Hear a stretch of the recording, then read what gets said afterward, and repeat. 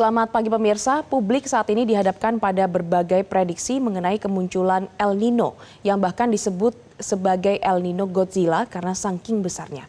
Namun istilah ini memang terdengar dramatis dan mampu menarik perhatian. Ketika istilah itu disampaikan tanpa penjelasan yang utuh, maka dampaknya bisa menjalar ke sektor yang paling rentan, yakni pertanian.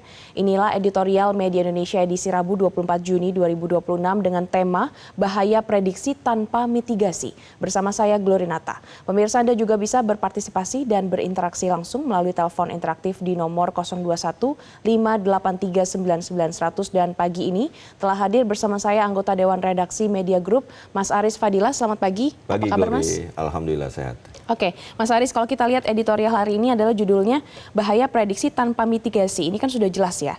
Sebelum kita bahas lebih dalam, mungkin Mas Aris bisa dipaparkan seberapa besar sebenarnya dampak narasi dari El Nino Godzilla ini terhadap psikologis dari petani? Ya.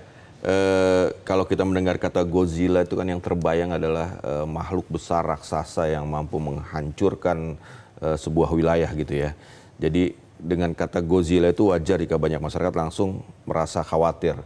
Padahal sebenarnya istilah Godzilla itu tidak dikenal di dalam istilah ilmiah resmi gitu ya.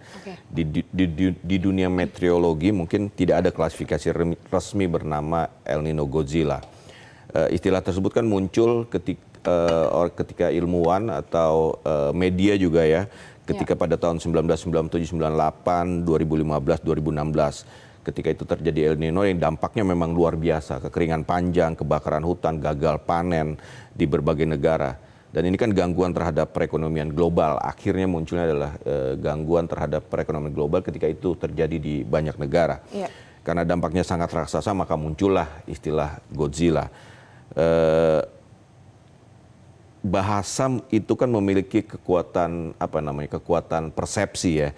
Jika istilah ini digunakan terlalu dramatis, masyarakat bisa panik.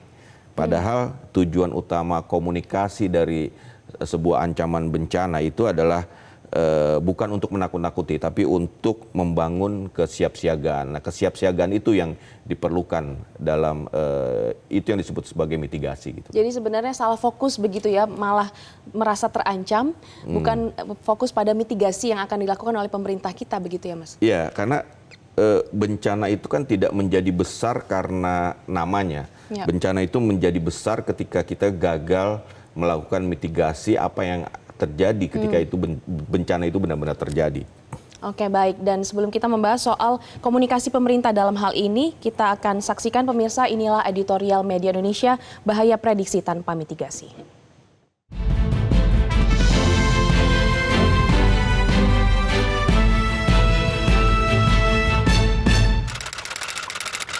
Bahaya prediksi tanpa mitigasi.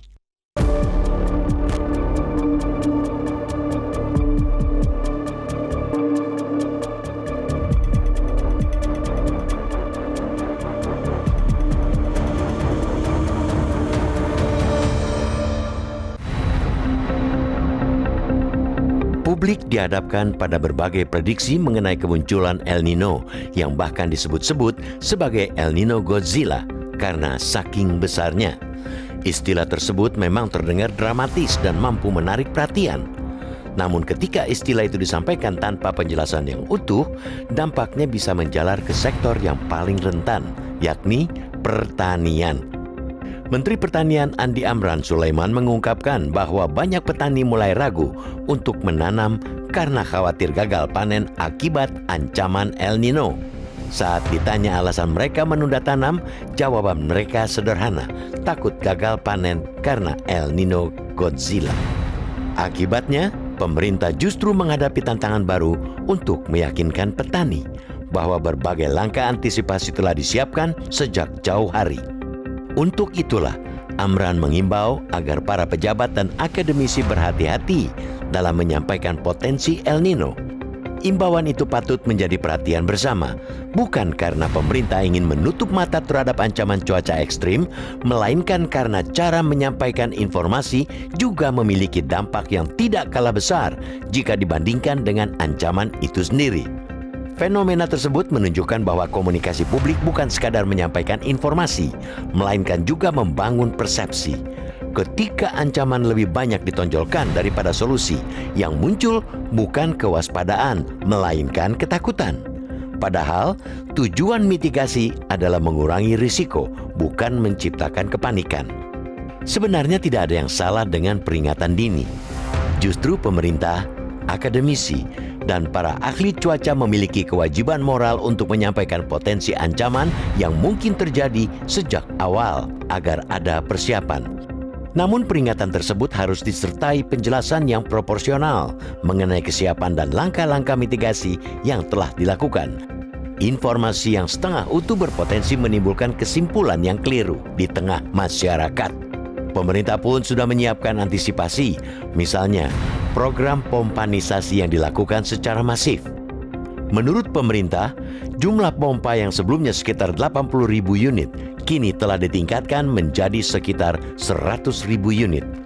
Infrastruktur irigasi juga terus diperbaiki untuk memastikan pasokan air tetap tersedia ketika musim kering datang. Di sisi lain, pengembangan varietas benih tahan kekeringan dilakukan hingga melakukan optimalisasi lahan agar frekuensi panen meningkat. Hal ini juga menjadi pekerjaan rumah bagi Kementan. Bagaimana program dan kebijakan mitigasi El Nino tersebut bisa sampai dan dipahami oleh petani. Jangan kalah dengan informasi tentang prediksi El Nino itu sendiri. Pemerintah mestinya melalui koordinasi lintas kementerian seiring dan seirama dalam menyampaikan potensi ancaman dan mitigasi dampak El Nino. Yang dibutuhkan adalah komunikasi yang seimbang antara kewaspadaan dan optimisme. Negara perlu jujur mengenai potensi risiko yang ada, tetapi pada saat yang sama juga harus menjelaskan kapasitas yang dimiliki untuk menghadapi risiko tersebut. Prediksi mengenai El Nino yang sempat diperkirakan muncul pada April kemudian bergeser ke Mei dan kembali mengalami perubahan, menunjukkan bahwa perkembangan iklim bersifat dinamis. Dalam ilmu iklim, prediksi selalu mengandung unsur probabilitas. Ada kemungkinan terjadi, ada pula kemungkinan tidak terjadi sesuai proyeksi awal. Namun yang pasti, program dan kebijakan mitigasi harus direncanakan dengan matang. Beragam alternatifnya pun harus dipersiapkan agar ajakan kewaspadaan tidak diterima sebagai teror dan ancaman.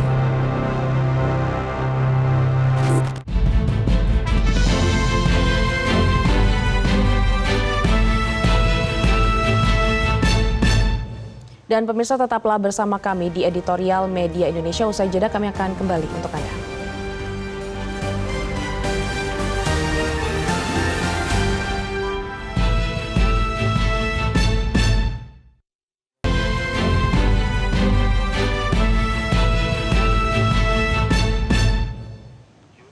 Pemirsa, pagi ini kami sudah terhubung dengan penelpon Bapak Agus Arianto dari Jakarta. Selamat pagi Bapak Agus.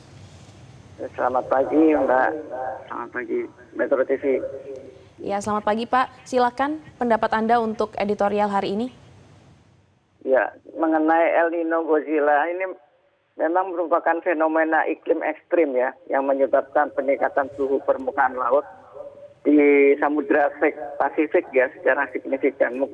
Dampaknya mungkin bagi Indonesia mungkin kemarau panjang, penurunan curah hujan, meningkatkan risiko kekeringan dan seterusnya. Tentunya ini harus diberikan sosialisasi kepada masyarakat untuk memitigasi, seperti menghemat air, terus menghindari pembakaran lahan, menjaga kesehatan dengan banyak konsumsi minum air gitu ya, biar nggak dehidrasi. Kemudian petani juga perlu menyesuaikan pola tanam dan seterusnya.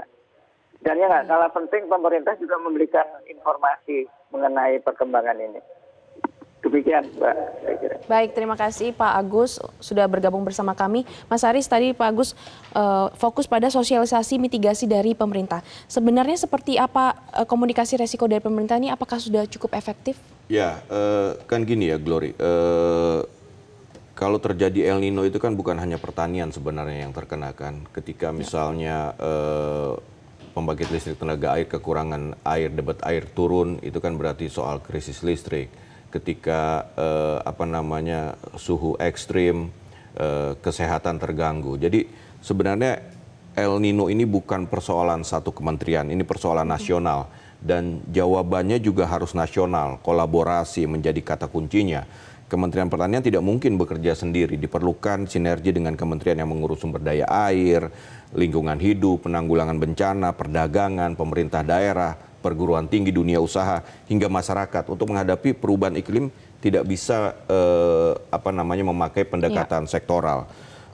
Ada satu pelajaran penting mungkin ya, bahwa dari negara yang berhasil menghadapi kekeringan, mereka tidak bisa mengendalikan cuaca. Tidak ada yang bisa mengendalikan cuaca, tetapi mereka mampu mengendalikan dampaknya. Itulah yang disebut dengan mitigasi. Ya. Berarti memang koordinasi antar kementerian dan juga antar lembaga ini selain dari isu komunikasi publik tadi itu juga penting dikomunikasikan kepada petani khususnya, tapi juga koordinasi begitu antar lembaga dan kementerian itu sangat penting ya, Mas Haris. Tapi kalau kita lihat, kalau mungkin kita telaah lagi lebih mendalam, istilah terlalu dramatis El Nino Godzilla ini malah berpotensi menimbulkan kepanikan publik. Iya, kan dikhawatirkan. Saya bisa memahami kekhawatiran Menteri Pertanian bahwa kan ketika misalnya masyarakat atau petani ya sudah takut duluan gitu ya, mendengar kata Godzilla, kemudian mereka memilih untuk tidak menanam misalnya menanam padi, itu kan dampaknya luar biasa, bahwa 270 juta Indonesia sebagai negara agraris itu membutuhkan pangan. Ketika itu terganggu, itu kan menjadi dampaknya luar biasa. Memang ketika ada El Nino, mungkin ya petani yang bisa setahun bisa menanam 2-3 kali, mungkin bisa hanya menjadi sekali menanam. Makanya tadi kan di editorial disebut bagaimana Kementerian Pertanian menyiapkan benih yang tahan El Nino, gitu, tahan kering gitu ya. Bagaimana pompanisasi itu dilakukan, pompanisasi oleh Kementerian Pertanian.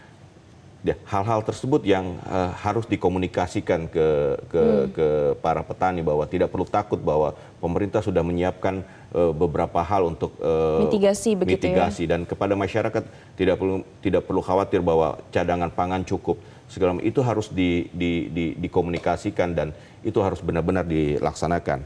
Jadi sebenarnya saat ini Indonesia ini sedang menghadapi ancaman El Nino fokusnya, atau sebenarnya malah justru takut ancaman dari komunikasi yang kurang utuh tadi itu ya, Mas Haris? Ya, itu yang dikhawatirkan Menteri Pertanian, bahwa ketika terlalu didengungkan bahwa Indonesia akan besar, ya, memang diprediksi akan besar. Tadi kan kita disebut bahwa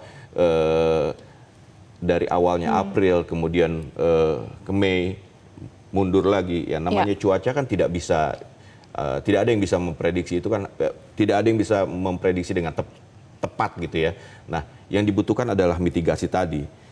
Mitigasi bertindak sebelum masalah menjadi krisis, kan itu bencana itu menjadi benar bencana ketika kita gagal melakukan mitigasinya. Itulah baru bencana itu benar-benar terjadi. Baik, jadi peringatan dini memang penting, tapi harus dibarengi dengan informasi mitigasi yang jelas begitu ya, Mas Haris. Dan pemirsa tetaplah bersama kami, sesaat lagi kami akan kembali untuk Anda.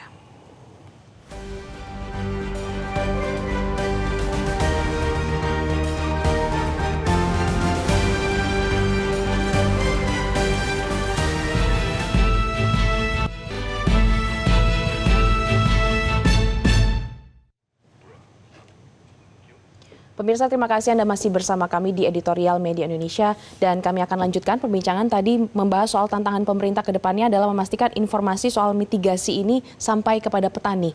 Nah, Mas Haris, kira-kira pasti ada pelajaran yang bisa diambil dari perubahan-perubahan prediksi El Nino selama ini. Awalnya kan diprediksikan di April, kemudian bergeser jadi Mei. Nah, ini kan membuat kepanikan itu terus berlanjut begitu. Ya, itu pentingnya komunikasi dan pentingnya juga mitigasi itu diketahui sampai ke level petani. Kan saat ini pemerintah harus memastikan bahwa memastikan air tersedia ketika El Nino itu benar-benar datang gitu ya. Apa yang harus dilakukan? Rehabilitasi jaringan irigasi, pembangunan embung, optimalisasi waduk, bagaimana memanfaatkan air hujan, memanen air hujan istilahnya. Terus kedua, menyesuaikan pola tanam petani. Petani perlu memperoleh informasi tentang cuaca yang akurat. Di sini peran BMKG. Terus ketiga, menggunakan varietas tanaman yang lebih tahan terhadap kekeringan. Tadi kita sudah sebutkan, memperkuat cadangan pangan nasional. Nah, memperkuat cadangan pangan nasional ini kan melibatkan banyak stakeholder untuk memastikan bahwa ketika hal buruk terjadi bahwa pangan masyarakat itu terjamin. Kemudian kita juga harus melihat bahwa memperkuat edukasi kepada masyarakat, komunikasi yang baik akan mengurangi kepanikan. Itu yang harus dipahami. Dibutuhkan masyarakat adalah informasi yang jujur, berbasis data, dan tentu harus memberikan solusi. Kita juga harus melihat bahwa El Nino sebagai pengingat bahwa perubahan iklim itu bukan lagi ancaman masa depan, itu sudah ada di depan mata. Dan apa yang harus dilakukan itu harus adaptif terhadap perubahan iklim. Dan kita mengajak semua pihak bahwa El Nino bukan monster yang harus ditakuti gitu ya. Ia adalah fenomena alam yang harus dipahami. Tadi kita berulang kali katakan bahwa bencana itu akan benar-benar terjadi ketika kita gagal melakukan mitigasi. Iya, baik, betul sekali Mas Haris. Dan tentu saja dalam proses penyampaian komunikasi ini kepada publik, media ini kan berperan begitu. Nah, sebagai media, bagaimana seharusnya media ini menyeimbangkan antara peringatan dini dengan mitigasi tersebut? Ya, kita harus selalu mengatakan bahwa mitigasi itu harus dilakukan sejak sekarang. Mitigasi itu harus diulang-ulang. Informasi itu harus diyakini bahwa itu sampai ke para pelaku di lapangan gitu kan. El Nino mungkin tetap akan datang, tetapi dampaknya kan tidak harus menjadi bencana gitu kan. Tidak harus menjadi bencana ketika mitigasinya itu berjalan dengan baik. Itulah pesan yang ingin kita sampaikan, termasuk dalam forum editorial ini. Betul sekali, jadi fokus utamanya bukan pada ancaman, tapi pada strategi mitigasinya. Betul. Dan terima kasih Mas Haris. Dan pemirsa, prediksi mengenai El Nino yang sempat diperkirakan muncul pada akhir April, kemudian bergeser ke Mei, ini kembali mengalami perubahan. Namun menunjukkan bahwa perkembangan iklim ini bersifat dinamis. Dalam ilmu iklim, prediksi selalu mengandung unsur probabilitas. Ada kemungkinan terjadi, ada pula kemungkinan tidak terjadi sesuai proyeksi awal. Namun yang pasti program dan kebijakan mitigasi harus direncanakan dengan matang. Demikianlah editorial Media Indonesia untuk hari ini. Saya Glorinata pamit undur diri. Terima kasih dan sampai jumpa.